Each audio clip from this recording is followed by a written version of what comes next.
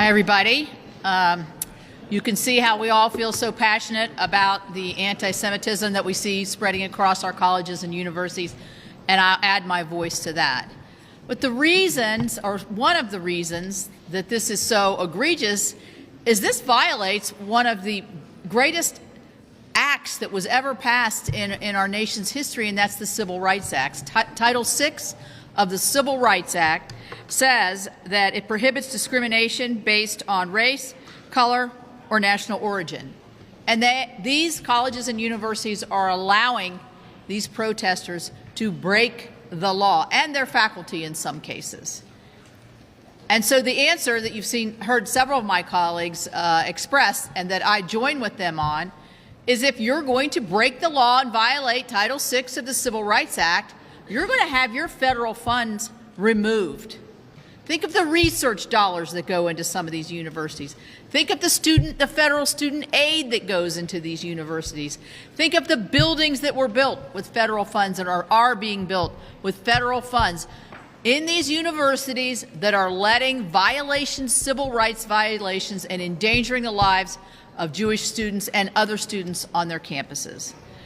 So we had Secretary Cardona at our appropriations hearing on Tuesday.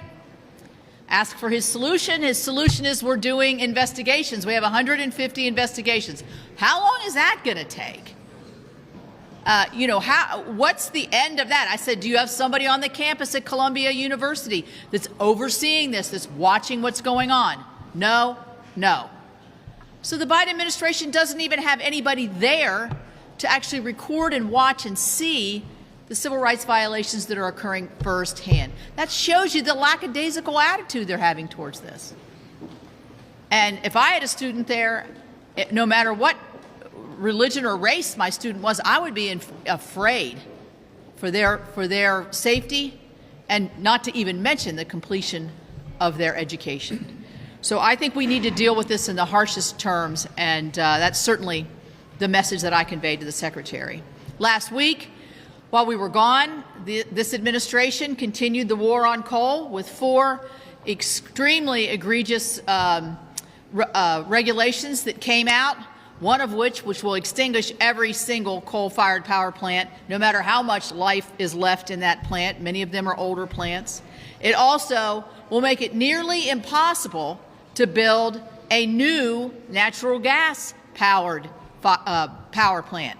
So we have an administration who's telling us to drive electric cars. We've got AI coming on. We've got data centers coming on that are huge consumers of power.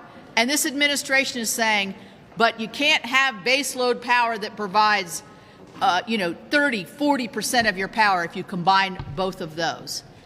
So we're going to fight this through congressional action, I'm sure, but I'm sure it will be challenged in the courts as the last Clean Power Plan was, and it was defeated in the Supreme Court.